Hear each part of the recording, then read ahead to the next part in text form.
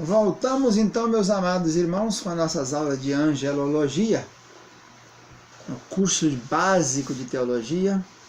Falamos agora sobre Satanás nessa aula de hoje. Satanás vem do nome hebraico Satan, quer dizer opositor. O querubim ungido da guarda, depois de se rebelar no céu e carregar um terço dos anjos, se tornou opositor, daí esse nome dele. No céu, quando a gente encontra os textos na Bíblia, sempre nós vamos encontrar opositor. E já quando nós estamos aqui no ministério de Jesus na terra, a gente encontra o diabo. Que aqui na terra ele é chamado de diabo, mas lá no céu ele é chamado de opositor. A palavra Satanás ocorre 47 vezes na Bíblia. 23 no Velho Testamento e 32 no Novo Testamento. Então, 47 ocorrências, 23 no Velho Testamento, 32 no Novo Testamento. Importante ressaltar que Satanás, por mais que ele tenha caído, o querubim ungido protetor, perdeu a sua condição celestial, mas foi lançado para a terra em Apocalipse 12, com um terço dos anjos, ele é uma autoridade no reino espiritual. Por que digo isso?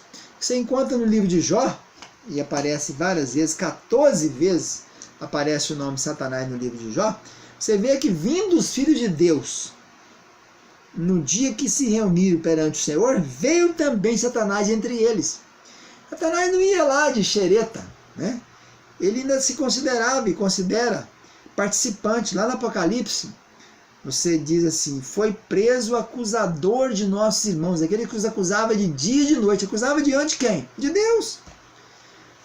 Há um julgamento diário no céu, quando o pecado ocorre aqui na terra, e o acusador, nosso promotor de justiça, é o diabo. Ele está lá acusando, lá, viu o teu servo Jó? Você acha que ele é íntegro, reto, temente a Deus e desvia do mal? Não é nada, isso é porque está cheio de bens e riqueza. Tira isso aí para você ver se não vai pecar.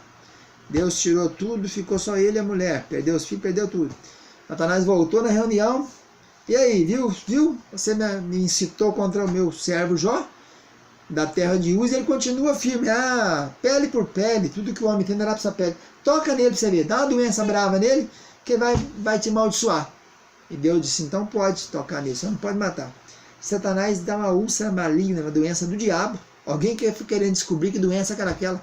Se era elefantise, se era câncer. Gente, isso é uma doença do diabo. É uma úlcera maligna. Satanás colocou nele a doença maligna. O nome dela é esse. Não fica inventando modo de ser sarna, se coçar. O certo é que é uma doença tão terrível, fedia tanto, apodrecia a carne, que só a gengiva dele escapou.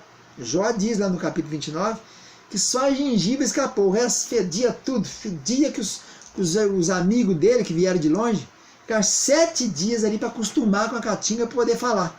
Só chorando e olhando. Então Satanás, a gente encontra ele aqui no livro de Jó, principalmente no capítulo 1 e 2, né? Eles têm teu poder, mas poupa-lhe a vida. Então saiu Satanás da presença do Senhor e feriu a Jó de tumores malignos. Então não inventa moda, a doença de Jó chama tumores malignos. Tumor do diabo, do Satanás. Mas é importante ressaltar que ele é autoridade. Tem outro lugar na Bíblia que a gente encontra mostrando que ele não é um João ninguém, um Zé qualquer, um Zé Mané não. Lá no livro de Judas, quando ele está falando sobre a disputa sobre o corpo de Moisés, diz que o arcanjo Miguel não ousou proferir contra Satanás juízo difamatório. Se Satanás fosse um camarada de segunda categoria, de segunda linha, fácil de poder mandar e tal, não continuar sendo um príncipe das trevas, uma autoridade no reino espiritual das trevas, o arcanjo Miguel tinha acabado com ele. Mas diz o texto de Judas que o arcanjo Miguel não ousou proferir contra ele juízo infamatório. Então nós só atingimos o diabo através de Jesus. Em nome de Jesus, eu te digo, saia em nome de Jesus. Eu te expulso em nome de Jesus. Em nome de Jesus. Porque Jesus é autoridade sobre ele. Mas o arcanjo Miguel não é autoridade sobre ele. Deus é autoridade sobre ele. Mas o Papa não é, o Bispo não é, o Apóstolo não é e pastor não é. Só em nome de Jesus nós temos autoridade sobre Satanás. Ele é pessoa importante, ele participou das reuniões dos filhos de Deus no céu, está aqui em Jó, 14 vezes aparece o nome dele aqui em Jó, e Ele incitou Davi, lá no Crônicas 21:1, mandou Davi fazer o censo. E depois Davi teve que arcar com aquela praga, né? Escolher entre 3 anos, 3 meses ou 3 dias, né? Para destruir Jerusalém. Quase que foi destruída Jerusalém, porque ele incitou Davi. Em Zacarias nós encontramos ele enfrentando Jesus. Antes de enfrentar Jesus, no livro de Mateus, Marcos e Lucas, que fala da tentação de Jesus, aparece ele aqui, enfrentando o anjo do Senhor, que é Jesus. Zacarias 3:1 e 3:2. Mas o Senhor disse a Satanás: o Senhor te repreende. Está vendo? Yahvé, Jeová te repreende, Satanás. Sim, o Senhor, Jeová, que escolheu Jerusalém, te repreende. Então, ele estava lá opondo-se ao sacerdote Josué. Josué, junto com Zorobabel, voltaram do templo de Ciro, de Dario, né? Ciro, que saiu o decreto no ano 445, para voltar para Jerusalém. A primeira leva, depois veio Esdras, depois veio Neemias. Foram 3 levas que foram cativos, 3 levas que voltaram cativos.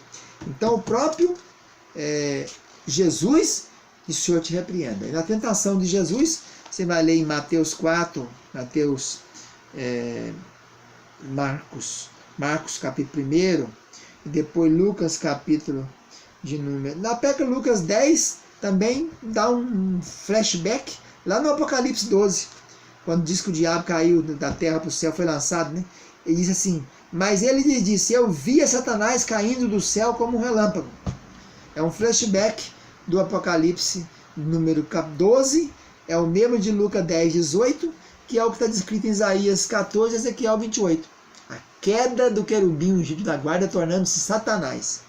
Então, na tentação de Jesus, ele quis iludir Jesus com as coisas, né? Com poder, manda que pula daqui, mas Jesus não caiu no conto dele, não. Falou: o Senhor te repreende.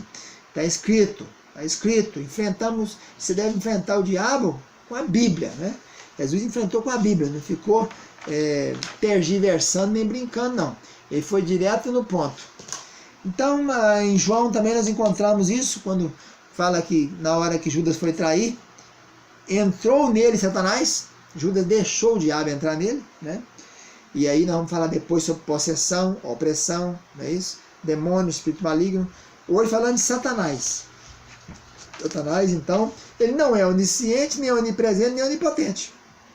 Ele não sabe do futuro, ele não está em todo lugar, e ele não pode tudo. Ele tem algum poder, com certeza tem, porque ele é um príncipe do reino das trevas. Mas ele não tem esse poder. Como é que ele sabe então as coisas? Ele conhece a pessoa, ele tem muito demônio, muito espírito maligno, ele acompanha as pessoas, né? Naquele caso de Samuel, quando a feiticeira de Endor falou que subiu aí sim, e entendeu que era Samuel, que não era Samuel, que era um demônio, que ele era um anjo maligno, que conhecia as maneiras, o trejeito, a fisionomia, o jeitinho de Samuel, como é que ele falava, e enganou Saul, que estava completamente possuído pelo diabo. E Saul achou que era Samuel. E ele ainda falou até a verdade. Ele falou: mas você vai estar comigo aí, no inferno, né? Você vai estar comigo. O inferno está inaugurado ainda, né? Você vai estar comigo no local, no chamado Sheol, é onde fica guardando o julgamento. Só depois do julgamento final que vai para a penitenciária, que vai para a cadeia, né? É a prisão, é o último recurso que tem depois do julgamento. Então, o inferno não foi inaugurado, vamos ver isso depois em outras aulas, né? Ele é preparado para o diabo e seus anjos. Então, a feiticeira de Endor chamou um demônio lá por feitiçaria e ele achou que era Samuel, mas nunca foi Samuel, mas parecia que Samuel, que o diabo conhece a maneira que eu ajo, meu olho, minha maneira de ser, se eu estou triste, se eu estou alegre, ele conhece, ele estuda o sujeito. E Satanás, com tanto de demônio pelo mundo afora, com tanto príncipe pelo mundo afora, com tanto espírito maligno, espírito sujo, espírito imundo, ele acaba tendo um discernimento muito bom e sabendo quase ao mesmo tempo que acontecem as coisas, quase que online, do que está acontecendo no mundo inteiro. Mas ele não é onisciente, não é onipotente e não é onipresente. Ele é apenas o príncipe do reino das trevas que tem os seus poderes, né? Lá em Apocalipse nós encontramos as cartas das igrejas, né? Éfeso, Esmirna, Pérgamo, Tiatira, Sardes, Filadélfia, Laodiceia. E aí você acha assim: onde está a sinagoga de Satanás? Onde está o trono de Satanás? As profundezas de Satanás, que está em Tiatira, né? A carta de Tiatira diz que está na profundeza de Satanás. E então, Apocalipse 12 fala da queda de diabo, do Satanás, sedutor de todo mundo, que foi atirado para a terra com seus anjos. E depois ele vai ser preso, Satanás vai ser preso durante o milênio. Vai ter um anjo que vai prendê-lo no abismo. E ficará 1000 anos a terra sem influência de Satanás. E depois ele será solto para continuar preparando a última guerra do mundo. Vai iludir os povos do mundo inteiro para atacar Jesus, que vai estar descendo o Monte das Oliveiras em Jerusalém. E aí vai ser o fim dele, vai ser lançado no lago de fogo e enxofre, a saber, a segunda morte. Vamos ficando por aqui, um abraço, tchau, tchau.